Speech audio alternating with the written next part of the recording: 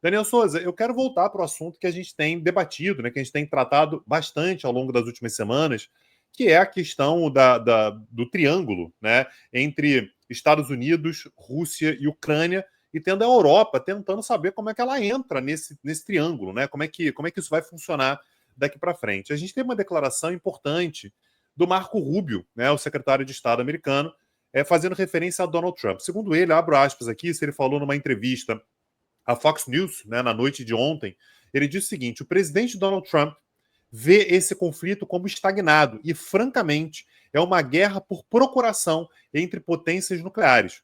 Os Estados Unidos ajudando a Ucrânia e a Rússia.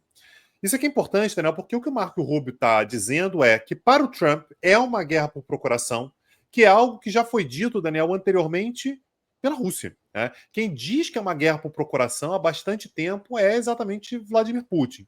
E o sentido da frase do Marco Rubio, Daniel, que ele diz que é exatamente a ideia do Trump, é: a gente precisa acabar com a guerra, mas ninguém que está envolvido na guerra está pensando no fim da guerra. Né? Você tem uma Ucrânia que está pensando apenas em prolongar a guerra, você tem uma Europa que não consegue olhar 2 palmos à frente, você tem uma Rússia que está lutando por um interesse mais imediato, e você tem os Estados Unidos tendo que pensar na solução da guerra como um todo. Então, os Estados Unidos estão se colocando como aqueles que estão tentando pensar fora da caixa. É sim uma guerra por procuração, e nós estamos buscando uma solução objetiva para que parem de morrer pessoas. Ah, mas a Rússia vai ficar com 20% da Ucrânia. Se esse for o preço pela paz, na visão dos Estados Unidos, faz parte.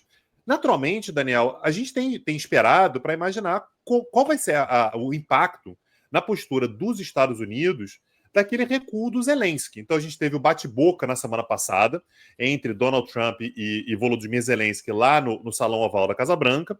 Depois daquilo, o Trump anunciou que ia parar de mandar armas para a Ucrânia, e a Ucrânia fez um aceno no sentido de que, olha, a gente aceita aí a liderança, a forte liderança de Donald Trump à frente do processo e tal, mas isso não gerou um impacto mais imediato nos Estados Unidos. Os Estados Unidos não Aliás, os Estados sinalizaram. Unidos pararam também de compartilhar informações de inteligência com a Ucrânia, o que é algo que impacta demais a forma como os ucranianos lutam a guerra, né?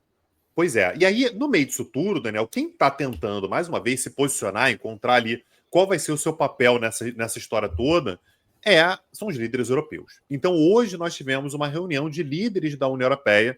O Zelensky, que representa a Ucrânia, que não é da União Europeia, esteve presente também, já que o assunto naturalmente era questão militar. E estavam discutindo, foi discutido hoje, não foi fechado ainda, mas foi discutido hoje, um plano de 860 bilhões de dólares em gastos militares, com o objetivo de reavivar a indústria europeia, né, a indústria de defesa europeia, e conseguir rearmar os seus membros. Por que isso aqui é importante, Daniel? No ano de 2023, a soma dos gastos militares de todos os países da União Europeia foi de 279 bi, tá? Em 2023. Em 2024, chegou-se a 326. Daniel, de 279 para 326 é um aumento significativo. A ideia agora é aumentar para 860 bilhões. Isso seria mais do que dobrar. Não está claro ainda, Daniel, isso não foi dito, se isso é em apenas um ano, se isso é escalonado, se isso é somente para abastecer a indústria de defesa. Mas ainda assim, Daniel, quando a gente coloca uma cifra dessa na mesa, a gente está falando de 860 bilhões, que é cerca de 5% do PIB da União Europeia. A gente está falando sobre uma cifra que se aproxima da cifra gasta por ano pelos Estados Unidos. Os Estados Unidos passam de 900 bi, mas não chegam a 1 tri. Ou seja, se a União Europeia, se os países da União Europeia estiverem gastando 860 bilhões de dólares, independente, Daniel, se for um ano é muita coisa. Se for em alguns anos, continua sendo muita coisa. A gente está falando sobre uma cifra muito grande, e isso está levando, Daniel, a altas históricas em ações da indústria de defesa europeia. Então, a gente teve, ao longo dos últimos dias, um crescimento muito grande do valor das ações, por exemplo, de empresas alemãs de produção de armamentos. A mesma coisa tem acontecido com a indústria francesa. A Polônia, por exemplo, a Polônia já gasta mais de 4%. A Polônia, então, só para lembrar, né, os Estados Unidos têm um gasto gigantesco, mas fica na casa de 3,3% do PIB. A Polônia está na casa de 4,1%, apontando para os 5%. A Polônia é um país preocupadíssimo com esse cenário todo, e disse que né? Isso foi dito pelo Donald Tusk, que é o primeiro-ministro polonês. A Europa precisa entender que nós estamos em uma corrida armamentista. Não é que essa corrida armamentista vai acontecer daqui a 2 anos, 5 anos, 10 anos. A corrida armamentista já está acontecendo e a Europa não pode ficar esperando. E uma outra discussão que foi feita também sem qualquer tipo de conclusão para o momento, mas olha a seriedade que a coisa está levando, está tendo, é como é que vai ser ou se vai existir um guarda-chuva nuclear francês.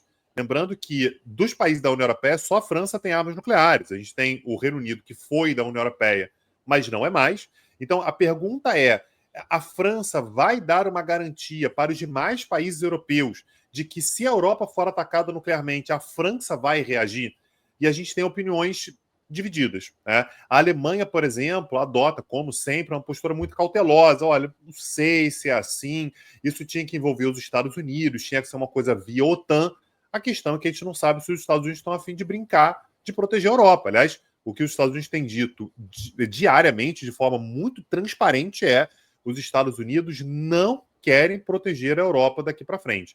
Então, o meu ponto nessa primeira pauta, Daniel, é a gente perceber como é que a questão da segurança europeia se tornou um tema incontornável e a Europa já entendeu que precisa andar com as próprias pernas, que vai ter que gastar dinheiro com as próprias pernas, o seu próprio dinheiro. E isso vai significar, e é isso que eu queria te ouvir, muito mais dinheiro sendo alocado na indústria militar, na indústria da defesa, e menos em outras áreas, que estimulam a economia, enfim, que geram outros impactos econômicos. Isso me parece que é algo também que é uma realidade que a gente vai ter que lidar daqui para frente. Os gastos militares, que passaram por uma queda ao longo de muito tempo, estão voltando de fato a subir. É claro que os governos europeus têm tentado vender a tese de que esses gastos militares eles vão trazer efeitos multiplicadores, né?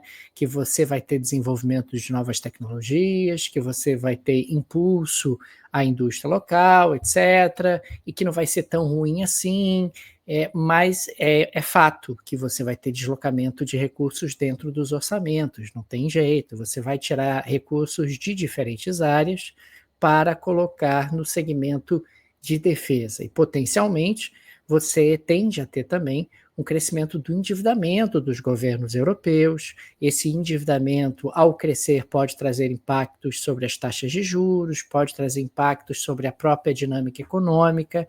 E existe uma série de potenciais efeitos colaterais que essa corrida armamentista pode trazer. E claro, aqui a gente está considerando que a corrida armamentista para na corrida armamentista, quer dizer que nós não temos uma guerra na sequência ou algo na sequência que traga maiores repercussões e maiores impactos. É sempre importante destacar que o posicionamento da Rússia e agora também dos Estados Unidos é um pouco de tratar a Europa quase como café com leite, né? Dizer, olha, Europa, você é decadente, você não tem capacidade realmente de se defender, vocês não conseguem ter unidade para tomar as decisões, então eu vou resolver aqui com os Estados Unidos, eu vou resolver aqui com a Rússia, porque vocês acabam não sendo mais tão relevantes nessa equação. E esse posicionamento da Europa, esses investimentos militares, seriam uma resposta da Europa para dizer, olha, somos relevantes sim, temos capacidade de nos defender e, consequentemente, estamos ainda no jogo geopolítico.